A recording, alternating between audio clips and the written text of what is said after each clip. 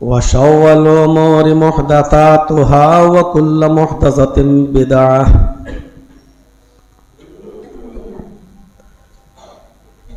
وكل بدعة ضلالة وكل ضلالة في النار.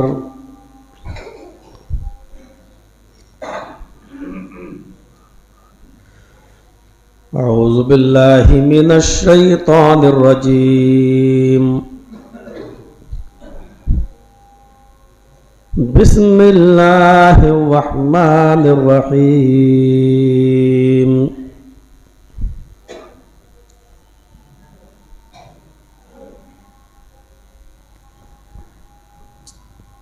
يا أيها الذين آمنوا استعينوا بالصبر والصلاة إن الله مع الصابرين.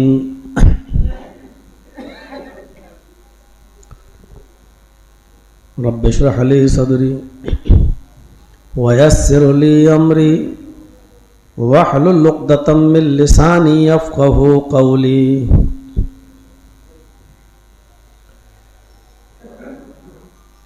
حاضرین جمعہ جامع مسجد لکھی پور،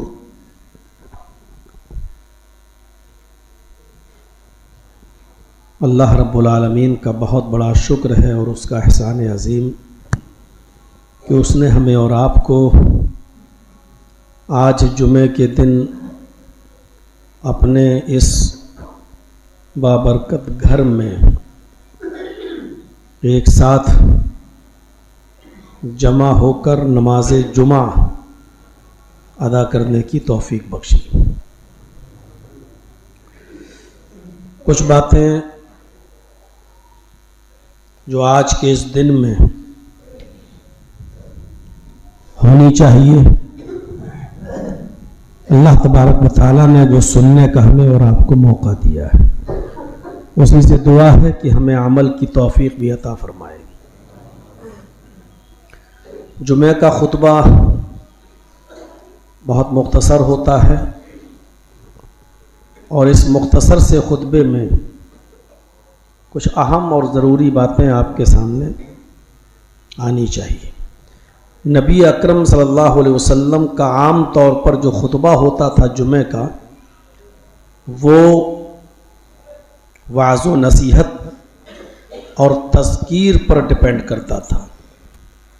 اس میں نصیحتیں زیادہ ہوا کرتی تھیں اور آخرت کا خوف زیادہ ہوا کرتا تھا، کیونکہ انسانوں کو، بندوں کو آخرت سے جتنا جوڑا جائے گا دنیا کی اہمیت اتنی ہی کم ہوتی جائے گی اس کی نظر میں.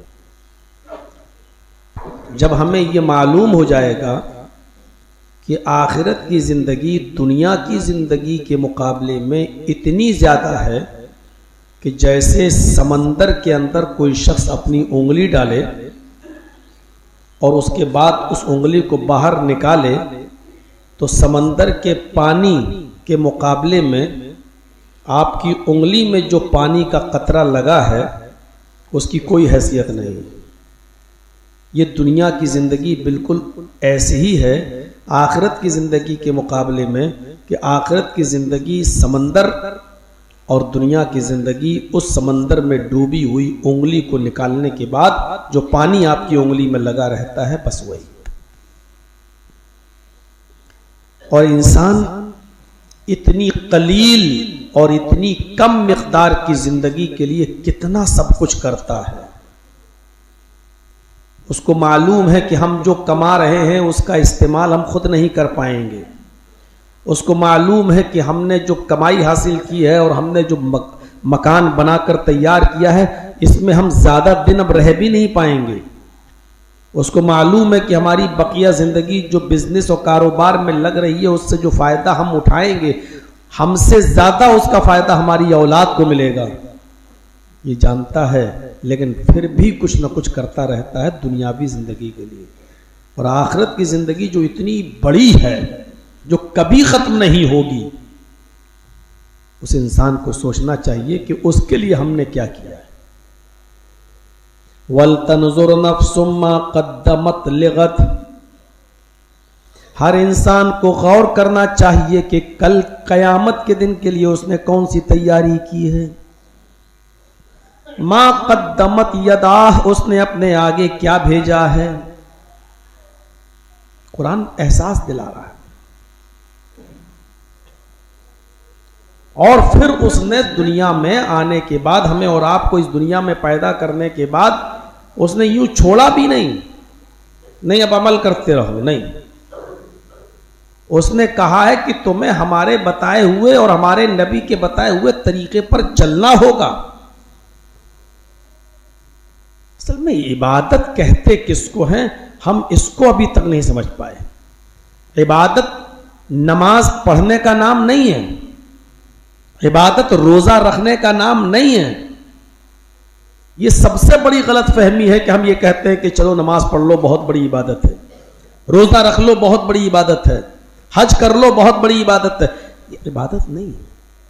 اگر نماز پڑھنا عبادت ہوتی تو عصر کی نماز کے بعد آپ نماز نہیں پڑھ سکتے ہیں نفلی. فجر کی نماز کے بعد اگر آپ کوئی نفلی نماز پڑھیں گے تو آپ گناہگار ہوں گے. زوال کے وقت اگر آپ نماز پڑھیں گے تو آپ گناہگار ہوں گے. کہاں ہے نماز پڑھنا عبادت؟ اگر نماز پڑھنا عبادت ہوتا تو کسی بھی وقت پڑھنا جائز ہوتا. تو مطلب یہ نکل کے آیا ہے کہ نماز اور روزہ عبادت نہیں ہے، اللہ اور اس کے رسول کے طریقے پر بتائی ہوئی چیز عبادت ہے. اگر ہم وہی کام رسول اللہ کے طریقے پر کر رہے ہیں تو عبادت ہے، اللہ کے بتائے ہوئے طریقے پر کر رہے ہیں تو عبادت ہے. اگر نماز پڑھنا عبادت ہوتی تو جمعے کی 2 رکعت نماز ہے، ہم 4 رکعت پڑھا دیتے ہیں. دیکھیے آپ ہی لوگ جوتا لے کے تیار ہو جائیں گے، صاحب ہمارے باپ دادا 2 پڑھتے آئے ہیں، آپ نے 4 کیسے پڑھا دی ہے؟ بھائی ہم نے تو اچھی چیز کی ہے، اچھا کام کیا ہے، لیکن چونکہ وہ طریقہ رسول کے خلاف ہو گیا اس لیے وہ عبادت نہیں مانا جائے گا. کوئی بھی کام طریقہ رسول پر کیا جائے تو عبادت ہے. اور یہی چیز جمعے کے دن 1 اذان ہے یا 2 اذان، یہی چیز جس مسجد کے اندر قبر ہو اس قبر میں نماز ہوگی یا نہیں، یہی چیز فرض نماز کے بعد دونوں ہاتھ اٹھا کر امام کے ساتھ مقتدیوں کا دعا کرنا، ایسے ہی عید کی نماز کے بعد لوگوں کا مصافحہ کرنا، ہاتھ ملانا اور گلے ملنا اور ایک دوسرے کو عید مبارک کہنا، یہ تمام چیزیں اگر طریقہ رسول پر ہے تو عبادت. اگر اللہ کے نبی نے اپنی پوری زندگی میں فرض نماز پڑھانے کے بعد مقتدیوں کی طرف چہرہ کر کے اپنے دونوں ہاتھ اٹھا کر کبھی دعا مانگی ہو اور صحابہ کرام نے اس دعا پر کبھی آمین کہا ہو تو آپ بھی کریے، عبادت ہے یہ. لیکن اگر نہیں کیا ہے اور صحابہ نے بھی نہیں کیا ہے اور آپ اگر اس کو کر رہے ہیں اور مسجد کے امام پر زور ڈال کر آپ کہہ رہے ہیں کہ نہیں صاحب آپ کو دعا کرانا پڑے گی، ہماری پرمپرا چلی آ رہی ہے، ہمارے باپ دادا کے زمانے سے چلی آ رہی ہے، تو آپ اس عالم پر، اس مولوی پر محمد الرسول اللہ کے اسلام پر عمل کرنے کا حکم نہیں دے رہے ہیں بلکہ اپنے باپ اور دادا کے اسلام کو چلانے کا حکم دے رہے ہیں جو آپ نے اور آپ کے باپ داداؤں نے گڑھ لیا ہے اور بنا لیا ہے. اور اسلام وہ نہیں ہے جو آپ کے باپ دادا کرتے آئے ہیں، اسلام وہ ہے جو جناب محمد الرسول اللہ نے بتایا ہے. اس چیز کو سمجھنے کی ضرورت ہے. عبادت وہ نہیں ہے جو ہم کر رہے ہیں. بہت اچھی چیز ہے، ابھی نماز پڑھی اللہم صلی علی محمد اللہم بارک علی محمد، بہت اچھی چیز ہے، لگ رہا ہے کہ ہم دعا مانگ رہے ہیں، اچھا کام کر رہے ہیں، لیکن ہمارے اچھا لگنے سے کچھ نہیں ہوتا ہے. کیا اللہ کے رسول کو نہیں معلوم تھا؟ اگر اس چیز کو اللہ کے نبی نے رائج کیا ہے اور بتایا ہے تب تو ٹھیک ہے، لیکن آپ کو پوری زندگی میں نبی اکرم کی جب جماعت کے ساتھ نماز پڑھانا آپ نے شروع کیا ہے اور آخری نماز جب آپ نے پڑھائی ہے، آپ کو پوری زندگی میں کوئی ایک نماز ایسی نہیں ملے گی اللہ کے رسول نے نماز کے بعد سلام پھیر کر مقتدیوں کی طرف چہرہ کر کے ہاتھ اٹھا کر دعا مانگی ہو اور صحابہ کرام نے آمین کہا ہو، ایک نماز ایسی نہیں ملے گی۔ اللہ کے رسول کی پوری زندگی دیکھ ڈالیے، 23 سال تک آپ نبی رہے، 40 سال کے بعد نبوت ملی اور 63 سال تک 63 ایئرس تک آپ زندہ رہے، 23 سال آپ نبی رہے، لیکن 23 سال کے اندر نبی اکرم کی پوری زندگی میں جمعے کی ایک ہی اذان ہوتی رہی۔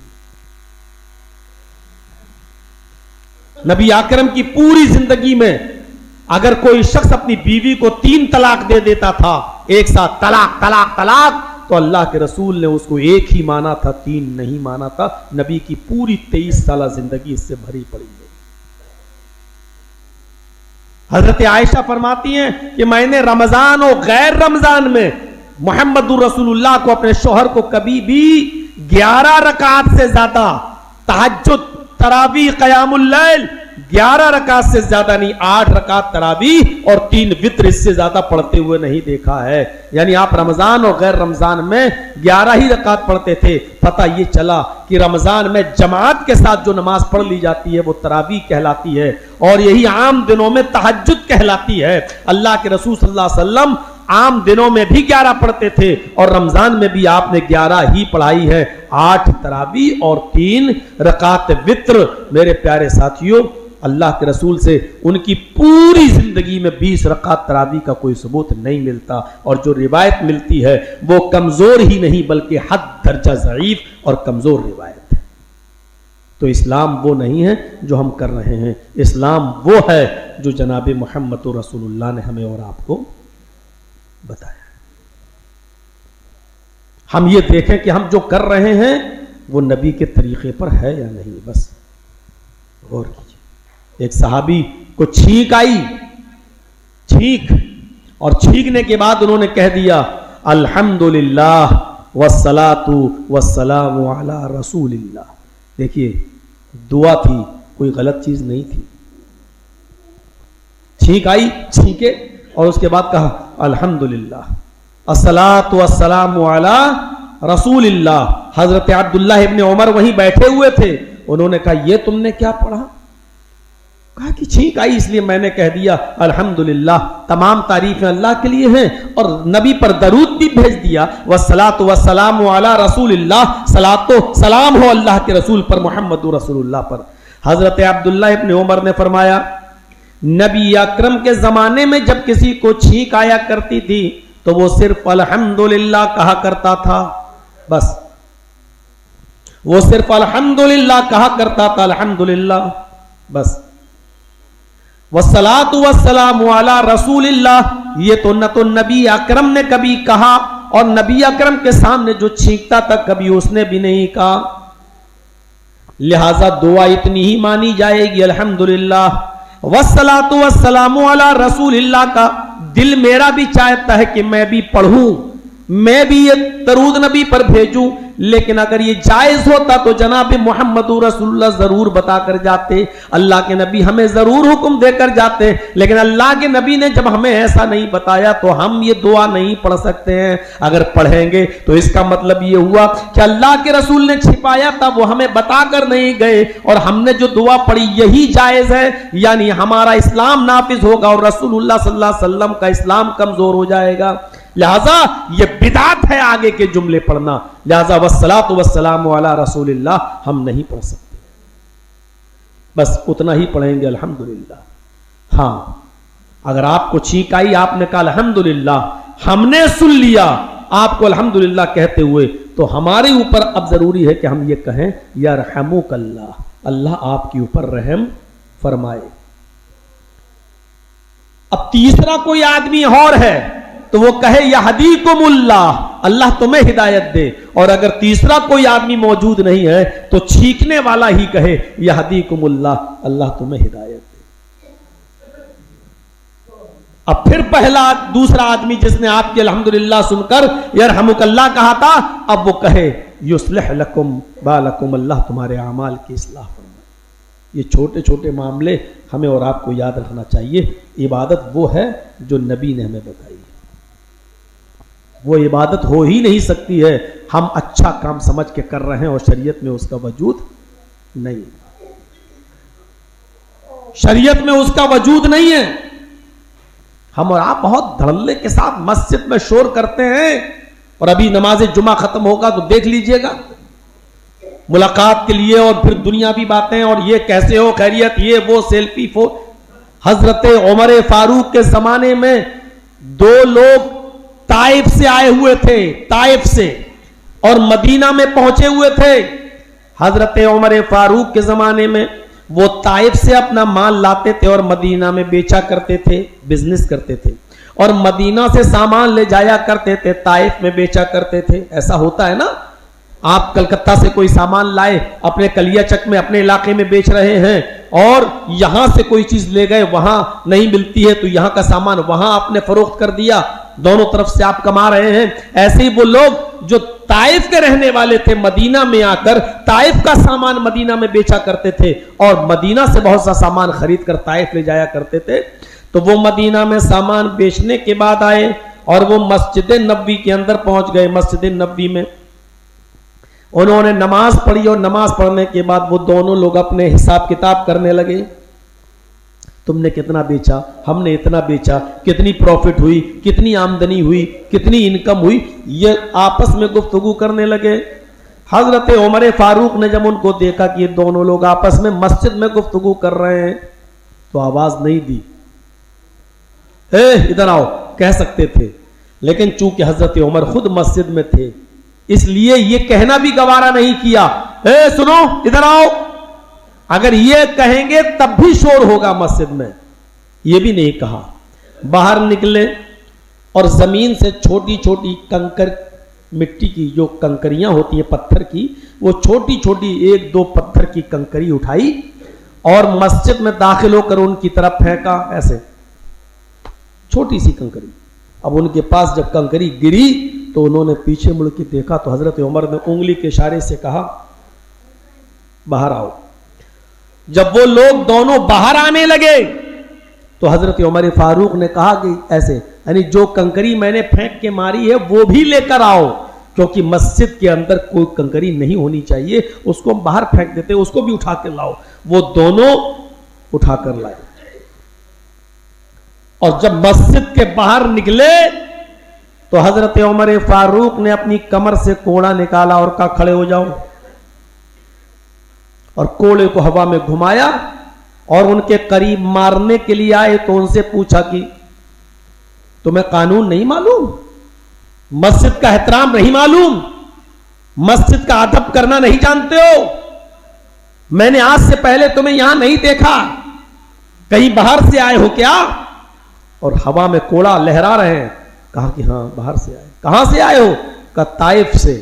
حضرت عمر فاروق نے اب کوڑا رکھ لیا, ان کو مارا نہیں, اور فرمایا کہ اگر تم پردیسی نہ ہوتے, اگر تم طائف کے مہمان نہ ہوتے, اگر تم اتنی دور سے نہ آئے ہوتے, اور میرے علاقے کا نیم اور اصول اگر تمہیں معلوم ہوتا, اور باہر کے آنے والے نہ ہوتے, پردیسی نہ ہوتے, تو آج اس کوڑے سے میں تمہاری چمڑی ادھیڑ دیتا, آج اتنا مارتا کہ تمہاری کھال میں ادھیڑ دیتا, تمہاری چمڑی میں ادھیڑ دیتا. محمد رسول اللہ کی مسجد کا ادب جس طرح نبی کے زمانے میں کیا جاتا تھا, نبی اکرم کے انتقال کے بعد بھی وہی ادب قائم رہے گا, وہی احترام قائم رہے گا. میرے پیارے ساتھیوں, ذرا اندازہ لگاؤ, آج ہم مسجدوں میں تو دنیا داری کی تمام باتیں مسجدوں میں کر لیتے ہیں, تمام معاملات, جبکہ مسجد کا ادب و احترام یہ ہے کہ اگر علاقے میں, آپ کے گاؤں میں کسی کا انتقال ہو جائے, آپ کے محلے میں کسی کا انتقال ہو جائے, تو شرعی نقطہ نظر سے اس کی مٹی کتنے بجے ہوگی اس کا اعلان بھی مسجد سے نہیں کیا جا سکتا ہے. مسجد کے مائک میں پکڑ کر یہ نہیں کہا جا سکتا ہے کہ محلے کا فلاں آدمی انتقال کر گیا ہے، اس کی مٹی عصر کے بعد ہوگی، اس کی مٹی مغرب کے بعد ہوگی، اس کی مٹی عشاء کے بعد ہوگی۔ مسجد کسی کی مٹی کے اعلان کے لیے نہیں ہے، مسجد صرف اللہ کے گھر میں نماز کے لیے بلانے کے لیے ہے، اور وہ بھی ان جملوں میں جو جملے جناب محمد رسول اللہ نے بتائے ہیں۔ اللہ اکبر اللہ اکبر اشہد ان لا الہ الا اللہ۔ پس اس لیے ہے مسجد کے آپ اذان کے کلمات بلند کریں، اذان دیتے دیتے لائٹ چلی جائے اور مائک بند ہو جائے اور اذان بغیر مائک کے ہو، اور جماعت کھڑی ہونے سے پہلے اگر نماز کا وقت ہو جائے، اب لائٹ آ جائے تو آپ مائک کھول کر یہ بھی نہیں کہہ سکتے ہو کہ لوگوں جماعت کھڑی ہونے والی ہے، اذان کا وقت ہو چکا ہے، اب جلدی آؤ مسجد کے اندر نماز پڑھنے کے لیے، جماعت کھڑی ہونے والی ہے۔ آپ یہ اعلان کر کے بھی لوگوں کو مسجد میں نہیں بلا سکتے ہو۔ مسجد کے اندر آپ اپنے گاؤں کی یا اپنے گھر کی کوئی چیز اگر کھو جائے تو مسجد میں اس کا اعلان بھی نہیں کر سکتے ہو۔ آپ کی بکری کھو گئی، آپ کا قربانی کا کوئی بکرا کھو گیا، آپ مسجد میں مائک کھول کر اعلان کر دیں یا کروا دیں، اور امام صاحب اعلان کریں فلاں صاحب کا بکرا کھو گیا قربانی کا، اگر کسی صاحب کو ملے اس کا رنگ ایسا ایسا ہے، یہ بکرا ہمارے گھر تک پہنچا دے، پہنچانے والے کو مناسب انعام دیا جائے گا۔ میرے بھائیو، آپ یہ بھی اعلان نہیں کر سکتے ہو۔ اللہ کے نبی صلی اللہ علیہ وسلم نے فرمایا اگر کوئی شخص اپنی گم شدہ کھوئی ہوئی چیز کا اعلان مسجد سے کرے تو اس کے جواب میں یہ کہو کہ اللہ کرے کہ تجھے تو تیری کھوئی ہوئی چیز نہ ملے، اللہ کرے کہ تجھے تیری کھوئی ہوئی چیز نہ ملے۔ اس کے جواب میں یہ اور کہیے، اگر کوئی مسجد میں اعلان کر دیتا ہے کہ میرا موبائل گم ہو گیا ہے، اگر کسی صاحب کو ملا ہو تو وہ موبائل دے دے، دینے والے کو مناسب انعام دیا جائے گا، اور آپ کے کانوں میں آواز جائے تو آپ یہ کہیے کہ اللہ کرے تیرا موبائل تجھے نہ ملے، اللہ کرے کہ تجھے تیرا بکرا نہ ملے۔ مسجدیں اس چیز کے لیے نہیں ہوتی ہیں میرے بھائیوں۔ اگر مسجدوں میں یہ سب کام ہونے لگے تو پھر مسجد عبادت کا گھر نہیں رہ جائے گا۔ عبادت وہ ہے جو نبی اکرم نے بتائی ہے۔ اب ہم سوچیں گاؤں میں اب مسجدوں سے کتنی چیزوں کا اعلان کرتے ہیں۔ ابھی رمضان آ رہا ہے، اب ہر دن سحری کا ٹائم پہ جگایا جائے گا، اٹھیے اتنی دیر رہ گئی ہے، اتنا منٹ ہو چکا ہے، اتنا منٹ باقی ہے، یہ ٹائم ابھی ہو گیا ہے، اتنا ٹائم باقی ہے، اور پھر مسجدوں میں نعتیں پڑھی جائیں گی، نظمیں پڑھی جائیں گی لوگوں کو جگانے کا۔ یہ کون سا طریقہ ہے میرے بھائیوں؟ ذرا غور کرو کہ مسجدیں اس لیے نہیں ہیں۔ اللہ کے نبی کے زمانے میں سحری کی صرف ایک اذان ہوا کرتی تھی، جو جائز ہے وہ آپ دیں گے نہیں۔ فجر کی اذان سے پہلے تہجد کی ایک اذان ہوا کرتی تھی، اگر آپ کے ہاں ہوتی ہے تو فبہا، بہت اچھا، نہیں ہوتی ہے تو آپ کو بہت عجیب سا لگے گا کہ لو صاحب ایک اور اذان دلوانے لگے ہیں۔ لوگ ایسا نہ ہو کہ تہجد کی اذان کے وقت فجر کی اذان سمجھ کے سحری کھانا چھوڑ دیں، یہ تو اذان ہو گئی فجر کی۔ لیکن جو سنت ہے وہ یہ ہے کہ اللہ کے نبی کے زمانے میں سحری کی اذان ہوا کرتی تھی، تہجد کی اذان ہوا کرتی تھی۔ اور آج بھی اگر آپ سعودی عرب کی سرزمین پہ چلے جائیں اور کبھی بھی عمرہ کرنے کا موقع ملے تو رات میں وہاں ضرور عمرہ کیجئے گا، فجر سے پہلے 1-1.5 گھنٹہ پہلے وہاں تہجد کی اذان ہوتی ہے۔ تہجد کی اذان آج بھی دی جاتی ہے وہاں پر، سعودی کی مسجد میں، خانہ کعبہ میں، مسجد نبوی میں، اور مسجد حرم میں خانہ کعبہ میں۔ تو عبادتیں وہ ہیں جو شریعت نے ہمیں بتائی ہیں، عبادتیں وہ نہیں ہیں جو ہم عبادت سمجھ کے کر رہے ہیں۔ سوچے ارے رات میں جاگنا کتنی اچھی عبادت ہے، لوگوں کو ہم جگا رہے ہیں فجر میں، کتنی اچھی، ہم لوگوں کو سحری کے لیے اٹھا رہے ہیں، کتنی اچھی عبادت۔ ارے میرے بھائیوں، یہ روزہ تمہارے اوپر فرض کیا گیا ہے، یہ تمہاری ذمہ داری ہے کہ کیسے اٹھو گے۔ آپ اس کو اٹھانے کے لیے آپ کسی کو متعین کرو گے؟ کوئی متعین نہیں ہوگا۔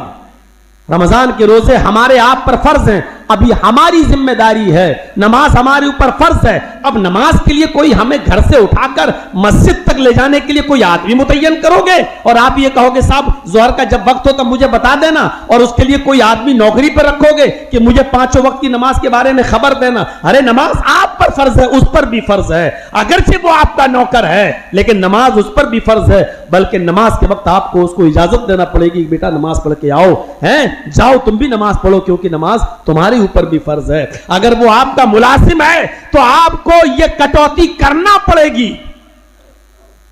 نماز کوئی معمولی عبادت سمجھ رکھی ہے آپ نے, روزہ کوئی معمولی عبادت سمجھ رکھا ہے آپ نے. میرے بھائیوں, نماز ایک ایسی عبادت ہے جس کو کسی بھی حال میں کسی بھی صورت میں معاف نہیں کیا گیا ہے, کسی بھی صورت میں اس کو ہٹایا نہیں گیا ہے. اس میں رخصت تو دے دی گئی ہے, سہولت تو دے دی گئی ہے, لیکن معافی نہیں ہے. نماز کے لیے وضو بنانا ضروری ہے, لیکن پانی کے ٹھنڈے ہونے کی وجہ سے آپ کو بیماری اور بڑھ سکتی ہے, تو آپ پانی کا استعمال نہ کریں لیکن تیمم کر لیں. لیکن نماز پڑھنا ہے, کھڑے ہو کر پڑھنے کی طاقت نہیں ہے تو بیٹھ کر پڑھنا ہے, بیٹھ کر نہیں پڑھ سکتے ہو تو لیٹ کر پڑھنا ہے, لیٹ کر بھی نہیں پڑھ سکتے ہو تو کروٹ سے پڑھنا ہے, اور کروٹیں بھی لینے میں بے چینی ہو رہی ہے تو اپنے ہونٹ ہلا کر وہ دعائیں پڑھنا ہے, اور نیت کرنا ہے کہ یہ قیام ہے, اللہ اکبر, اور قیام کی دعا پڑھیے. پھر آپ نیت کیجئے لیٹے ہی لیٹے کہ ہم کو اب رکوع کرنا ہے, دل میں نیت کر لیجئے اور اللہ اکبر کہہ لیجئے اور سمجھ لیجئے کہ ہم رکوع میں ہیں. اب آپ رکوع کی دعا پڑھیے, پھر وہیں لیٹے لیٹے کہیے سمع اللہ لمن حمدہ, اور دل میں یہ خیال کیجئے کہ ہم رکوع کے بعد کھڑے ہیں. دعا پڑھیے اللہم ربنا ولک الحمد حمدا کثیرا طیبا مبارکا فیہ. اس کے بعد آپ دعا نیت کیجئے ہم سجدے میں جا رہے ہیں, اور لیٹے لیٹے کہیے اللہ اکبر. اب آپ سجدے کی دعا پڑھیے سبحانک اللہم ربنا وبحمدک اللہم اغفر لی, یا سبوح قدوس رب الملائکۃ والروح, یا سبحان ربی الاعلی. آپ پڑھیے, پڑھنا ہے, کسی بھی صورت میں پڑھنا ہے. میرے بھائیوں, نماز کسی بھی حال میں معاف نہیں ہے. آپ اس بات کا اندازہ لگا سکتے ہیں کہ حضرت مریم پر جب لوگوں نے زنا کی تہمت لگائی کہ بغیر باپ کے تو نے بیٹا کیسے پیدا کر دیا, بغیر شوہر کے بیٹا کیسے پیدا ہو گیا, اور عیسیٰ بغیر باپ کے کیسے پیدا ہو گئے, اور حضرت مریم کے پاس اس کا کوئی جواب نہیں تھا کیونکہ کوئی ماننے کے لیے تیار ہی نہیں تھا. کتنا کہے گی کہ اللہ کا حکم تھا, یہ بیٹا اللہ کی طرف سے ملا, لیکن کون اس بات کو مانتا. دنیا کا اصول ہی ہے کہ میاں بیوی کے رشتے کے بعد بچے پیدا ہوتے ہیں, یہ اصول اسی نے بنایا ہے, یہ قانون اللہ ہی کی طرف سے بنایا ہوا ہے, اور پھر اللہ ہی کسی کو بغیر شوہر کے بیٹا دے دے تو یہ زمانے میں ایک عجیب بات تو ہوگی. میرے بھائیوں, حضرت مریم کو بھی ان الزامات کو جھیلنا پڑا اور الٹے سیدھے تانے سننا پڑے, اور لاسٹ میں حضرت مریم نے اپنے 3 دن کے بیٹے عیسیٰ کی طرف اشارہ کرتے ہوئے فرمایا ارے مجھ سے کیا پوچھتے ہو, اسی بچے سے پوچھ لو. یہ کہاں سے آیا, مجھ سے کیا پوچھ رہے ہو, اسی سے پوچھ لو, یہی تو پیدا ہوا ہے میرے پیٹ سے. کس کس کو میں صفائی دوں, کس کس کو میں بتانے جاؤں. اور میرے بھائیوں, کچھ معاملات ایسے ہوتے ہیں کہ جہاں خاموشی بہتر ہوتی ہے. ہر کسی کو آپ مطمئن نہیں کر سکتے ہیں. کیا دنیا میں کوئی بھی ایسا کوئی ایک آدمی ہے جس سے پوری دنیا مطمئن ہو, جس سے سب لوگ متفق ہوں اور جس کا وروध نہ ہو, جس کی مخالفت نہ ہو؟ دنیا میں ایک بھی آدمی ایسا نہیں ہے کہ جس سے پوری دنیا اتفاق کرتی ہے, کوئی بھی نہیں. آپ کس کس کا منہ بند کریں گے؟ سب کو نہیں سمجھا پائیں گے. لوگوں نے کہا واہ مریم, جب تیرے اوپر بات آئی تو کہا بچے سے پوچھ لو. یہ چھوٹے سے بچے سے میں کیا پوچھوں, یہ 3 دن کے لڑکے سے کیا پوچھوں, جو ابھی تیرا دودھ پیتا ہے اس دودھ پیتے بچے سے کیا پوچھوں؟ یہ کیا بولے گا, یہ کیا جواب دے گا؟ تم بتاؤ یہ بیٹا کہاں سے آیا, تمہاری شادی نہیں ہوئی ہے. کہا پھر مجھ سے پوچھ رہے ہو, اس سے پوچھ لو, اسی سے پوچھو یہ کہاں سے آیا. قوم کے لوگوں نے جواب دیا واہ مریم, اس سے پوچھو. کیف نکلم من کان فی المہد صبیا, قرآن پڑھیے. اس بچے سے میں کیا پوچھوں جو ابھی پالنے میں جھولے میں جھول رہا ہے، جو تیری پستان کا دودھ پیتا ہے، چھوٹا سا بچہ ہے، یہ کیا بولے گا، یہ کیا جواب دے گا؟ کیف نکلم من کان فی المہد صبیا، یہ بچہ ہم سے کیسے کلام کرے گا جو ابھی جھولے میں جھول رہا ہے، گہوارے میں پڑا ہوا ہے، پالنے میں جھول رہا ہے، جس کے جھولے کو جھونکا دیا جاتا ہے تب وہ چلتا ہے، جو اپنے سے اڑ نہیں سکتا، بیٹھ نہیں سکتا، جھول نہیں سکتا، کھا نہیں سکتا، پی نہیں سکتا، اس بچے سے ہم کیا پوچھیں گے اور وہ ہماری بات کا کیا جواب دے گا؟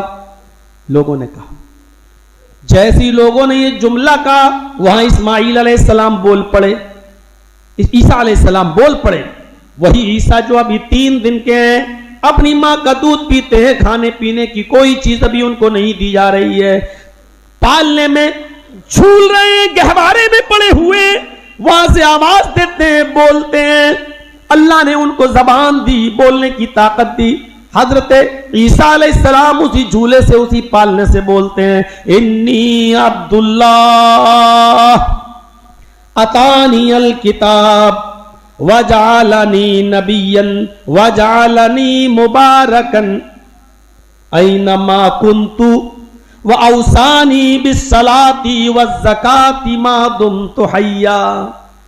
وہ چھوٹا سا 3 سال کا بچہ بھی دیکھیے نماز کا کیسا اعتراف کر رہا ہے۔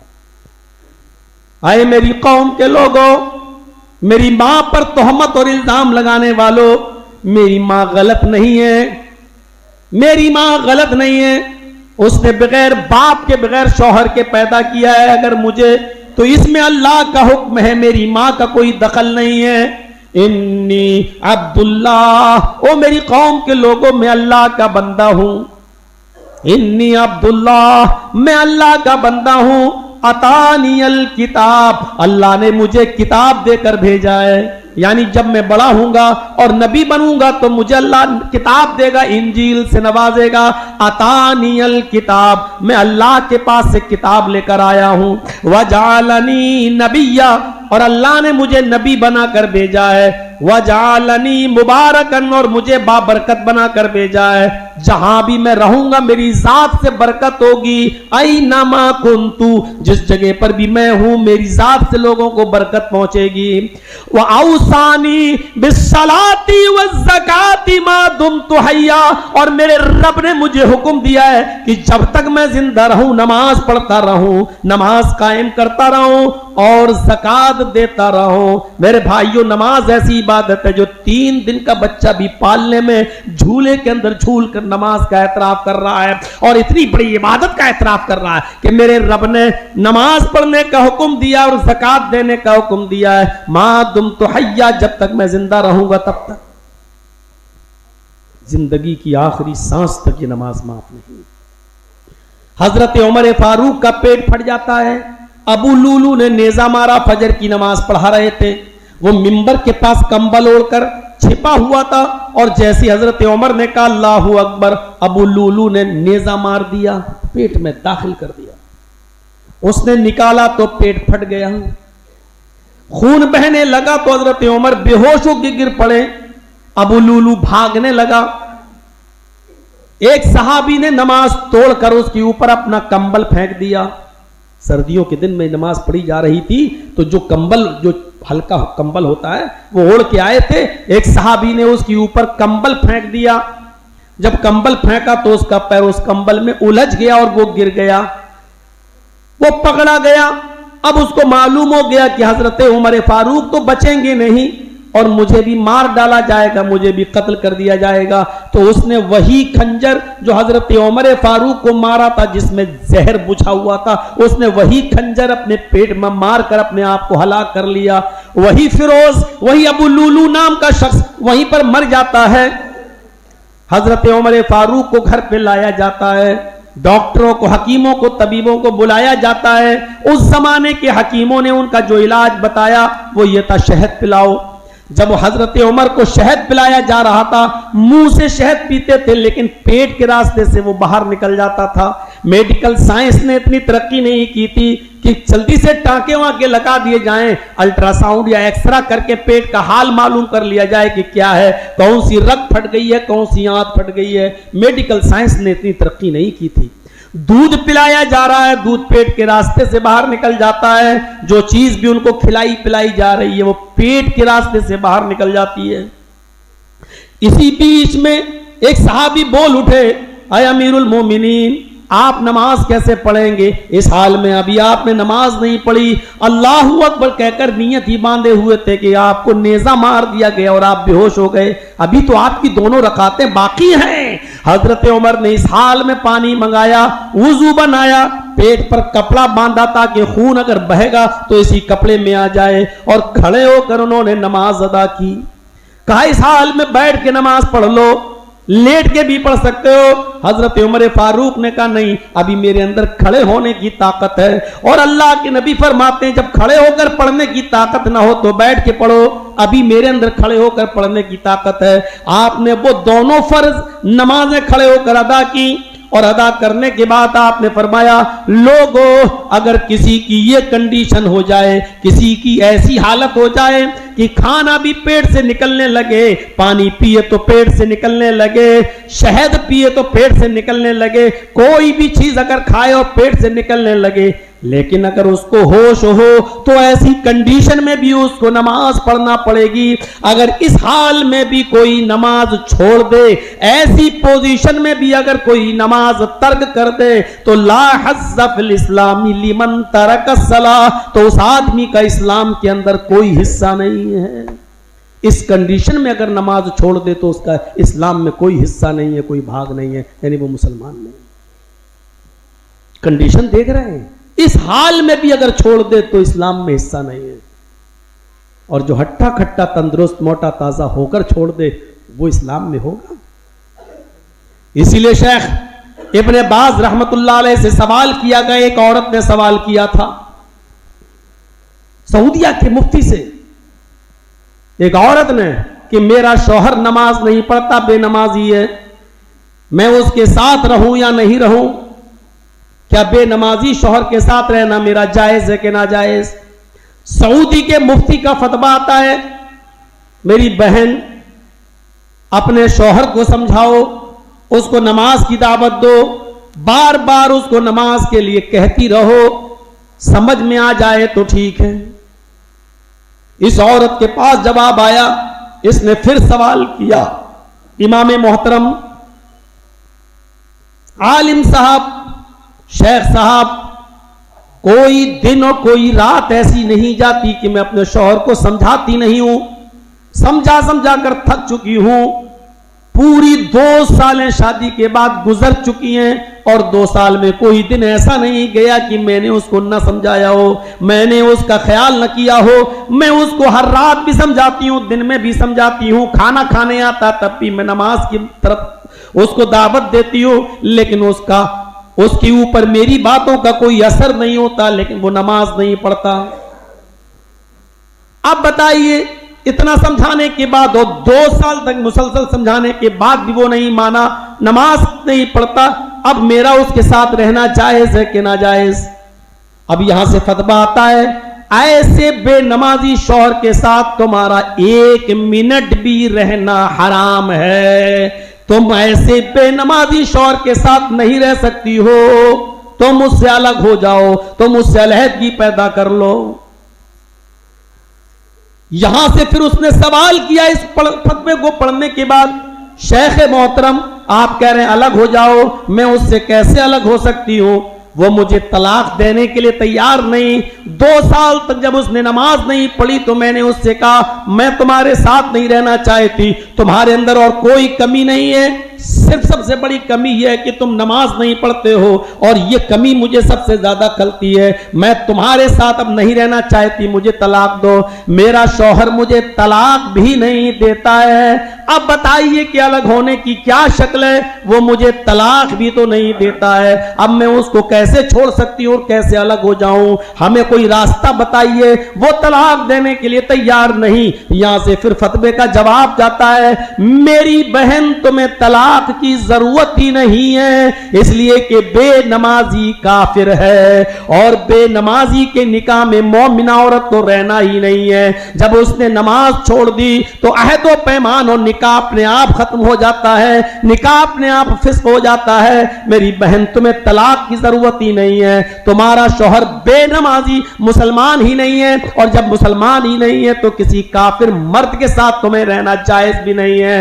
بس تم ایک عدت گزارو، یعنی ایک پیریڈ کا انتظار کرو، جب تمہیں پیریڈ آ جائے، مہینہ آ جائے پیریڈ، اور اس سے تم پاک ہو جاؤ، نہا لو دھل لو صاف ہو جاؤ، اس کے بعد تم کسی دیندار لڑکے کے ساتھ، دیندار شخص کے ساتھ تم دوسرا نکاح کر سکتی ہو، تمہیں تمہارے شوہر کے طلاق کی ضرورت ہی نہیں ہے۔ نکاح تو اپنے آپ فسخ ہو گیا ہے، نکاح تو اپنے آپ ختم ہو گیا ہے، کیونکہ تمہارا شوہر بے نمازی ہے، اور بے نمازی شوہر کے ساتھ کسی مومنہ اور کسی پاک دامن اور نیک عورت کا رہنا جائز نہیں ہے۔ میرے پیارے ساتھیو، اس فتوے کو سن رہے ہیں آپ؟ غور کریں، کتنے لوگ بے نمازی ہیں اور وہ اپنی نمازی عورتوں کے ساتھ رہتے ہیں، اور کتنی نمازی عورتیں ایسی ہیں بیچاری جو برداشت کی ہوئی ہیں، جو برداشت کی ہوئی ہیں۔ میرے بھائیوں، اپنے بے نمازی شوہروں کو اب وہ اس لیے نہیں چھوڑنا چاہتے کہ بچے کہاں جائیں گے، لیکن بے نمازی شوہر کے ساتھ عورت کا رہنا ایک منٹ کے لیے بھی جائز نہیں ہے۔ یہ ہے نماز کا معاملہ۔ جو مسئلے و مسائل آپ کو اس جمعے کے خطبے میں مل جاتے ہیں، میرے بھائیوں، آپ لاکھوں روپیہ خرچ کرا کے جو جلسہ کرائیں گے اس میں آپ کو یہ سب چیزیں نہیں مل پائیں گی۔ اس لیے ان چیزوں کو غنیمت جانو اور کوشش کرو کہ ہم اس کے اوپر عمل کریں۔ یا ایھا الذین آمنوا استعینوا بالصبر والصلاۃ۔ معذرت کے ساتھ مجھے کہنا پڑتا ہے کہ آیت تو میں نے یہ پڑھی تھی کہ اس پہ بولوں گا، لیکن اس پر ایک جملہ نہیں بول پایا، ایک لفظ بھی میں اس پہ نہیں بول پایا، اور دوسری طرف ہی باتیں نکل کے وقت پورا ہو گیا۔ 1:10 ہو گئے ہیں، 8 منٹ۔ میرے پیارے ساتھیوں، جمعے کا خطبہ مختصر ہوتا اور ہونا بھی چاہیے، اس لیے میں اپنی بات کو ختم کرتے ہوئے اس امید کے ساتھ رخصت ہو جاؤں گا آپ سے کہ ان چیزوں کو اپنے معاشرے میں رائج کیجیے، اور عبادت کا صحیح مفہوم سمجھنے کی کوشش کیجیے۔ عبادت وہ نہیں ہے جو ہم کر رہے ہیں، عبادت وہ ہے جو محمد رسول اللہ کے طریقے پر کی جائے، عبادت وہ ہے جو شریعت کے طریقے پر کی جائے، عبادت وہ ہے۔ یاد رکھیے گا، اب رمضان کا مہینہ شروع ہوگا، بہت سی چیزیں اپنی طرف سے لوگ داخل کریں گے، کبھی افطاری کی دعا، کبھی اس میں عجیب عجیب طریقے سے لوگ اللہم لک صمت و بک آمنت و علیک توکلت و علی رزقک افطرت، کچھ نہیں۔ افطاری کی صرف ایک ہی دعا ہے، اور صحیح حدیث سے بسم اللہ کہہ کر آپ افطار کریں، اور افطار کرنے کے بعد آپ یہ دعا پڑھ لیں، ذہب الظمأ وابتلت العروق وثبت الاجر انشاءاللہ۔ بعض محققین کہتے ہیں کہ افطاری کی دعا یہی ہے، ذہب الظمأ وابتلت العروق وثبت الاجر انشاءاللہ، یہ افطاری کی دعا۔ لیکن بہتر یہی ہے کہ آپ افطاری کریں بسم اللہ کہہ کے، بسم اللہ، اور جب پانی پی لیں، کھانا کھا لیں، افطاری کر لیں، اس کے بعد ترجمے سے یہی پتہ چلتا ہے، اس کے بعد یہ دعا پڑھیں، ذہب الظمأ، پیاس چلی گئی، وابتلت العروق، رگیں تر ہو گئیں، وثبت الاجر انشاءاللہ، اور میرا اجر ثواب اللہ کے رجسٹر میں درج ہو گیا۔ تو یہ ترجمہ یہ بتاتا ہے کہ افطار کے بعد ہی تو کہا جائے گا ذہب الظمأ، پیاس مٹ گئی، ابھی مٹی ہی نہیں اور آپ کہہ رہے ہیں ذہب الظمأ۔ افطار سے پہلے یہ دعا پڑھ لیں، ذہب الظمأ، پیاس مٹ گئی، ابھی تو مٹی نہیں ہے، ابھی تو آپ نے پانی پیا ہی نہیں ہے، تو پھر یہ کہنا کیسے جائز کہ پیاس مٹ گئی؟ تو میرے بھائیوں، اس لیے محققین علماء نے لکھا ہے کہ پہلے یہ دعا پڑھو، بسم اللہ، اللہ کے نام سے شروع، بس بسم اللہ الرحمن الرحیم نہیں۔ اب آپ کہو بسم اللہ الرحمن الرحیم کہنے میں کیا عرض ہے؟ نہیں، جتنا شریعت میں آیا اتنا۔ وضو بناؤ تو بسم اللہ، بس وضو بنانے بیٹھو بسم اللہ، بس کھانا کھانے بیٹھو بسم اللہ، پوری دعا نہیں پڑھی، بسم اللہ الرحمن الرحیم نہیں پڑھا جائے گا، ہے ہی نہیں وہ ثابت۔ جب بھی کوئی کام شروع کرو تو اللہ کا نام لو، بس اتنا ہی ہے حدیث میں، اور اللہ کا نام بسم اللہ میں آ گیا، بسم اللہ بس آ گیا، اس میں یہ نہیں آیا اللہ رحمان اور رحیم کا نام لو، بس اتنا آیا کہ جو بھی کام شروع کرو تو اللہ کا نام لو، تو بسم اللہ۔ اور اسی لیے دیکھ لیجئے بہت سی جگہوں سے رحمان رحیم ہٹا دیا گیا ہے. آپ قربانی کے جانور پر جب چھری چلاتے ہیں تو کیا پڑھتے ہیں؟ بسم اللہ اللہ اکبر یا بسم اللہ واللہ اکبر. اب آپ کہو کہ بسم اللہ الرحمن الرحیم وضو بنانے میں اگر ہم پوری پڑھ لیں تو کیا حرج ہے؟ بسم اللہ الرحمن الرحیم. اب وضو بنائیں، کھانا کھائیں تو پڑھ لیں بسم اللہ الرحمن الرحیم، اور کھانا کھائیں پورا پڑھ لیں تو کیا حرج ہے؟ عبادت وہ نہیں ہے جو آپ سوچ رہے ہیں، عبادت وہ ہے جو نبی نے بتائی ہے. اگر آپ یہ سوچ رہے ہیں کہ اگر ہم کھانا کھاتے وقت بسم اللہ الرحمن الرحیم پورا پڑھ لیں تو حرج کیا، اچھی چیز تو ہے، تو میں کہتا ہوں قربانی کے جانور پر چھری چلاتے وقت ہم پوری دعا پڑھ لیں، بسم اللہ الرحمن الرحیم اللہ اکبر یہ کہہ کر چھری چلائیں. آپ کی قربانی نہیں مانی جائے گی، کیونکہ وہاں جانور پر چھری چلا رہے ہیں، وہاں رحم ہے ہی نہیں. وہاں رحمان اور رحیم آپ کیسے کہہ سکتے ہیں؟ وہاں تو آپ اس کو ذبح کر رہے ہیں. جب ذبح کر رہے ہیں اور ایسی جگہ پر رحمان اور رحیم پڑھیں گے میرے بھائیو، وہاں رحم ہے ہی نہیں. دیکھنے والا کہے گا واہ صاحب رحمان اور رحیم بھی کہہ رہا ہوں، رحم ہے ہی نہیں. یہاں تو آپ جانور کی گلے پہ چھری چلا رہے ہیں، رحم کہاں ہے؟ یا تو حکم ہے اللہ تعالیٰ کا جو آپ مان رہے ہیں اور نبی اکرم کا. تو اس لیے میرے بھائیو وہاں بسم اللہ الرحمن الرحیم نہیں پڑھ سکتے. اسی طریقے سے کھانا کھاتے وقت بھی بسم اللہ الرحمن الرحیم نہیں، وضو بناتے وقت بھی بسم اللہ الرحمن الرحیم نہیں، صرف بسم اللہ. اور اس کے بعد آپ کام کریے. تو میرے بھائیوں جب افطار کرنے بیٹھے تو بسم اللہ، اور افطار کر کے فارغ ہوں تب یہ دعا. 3 لفظ ہیں، ذهب الظمأ وابتلت العروق وثبت الاجر انشاءاللہ. اتنا سا جملہ یاد نہیں ہو سکتا ہمیں افطاری کے بعد پڑھنے کے لیے؟ میرے بھائیوں دعا کرو کہ اللہ تعالی ہمیں شریعت کے مطابق چلنے کی توفیق عطا فرمائے.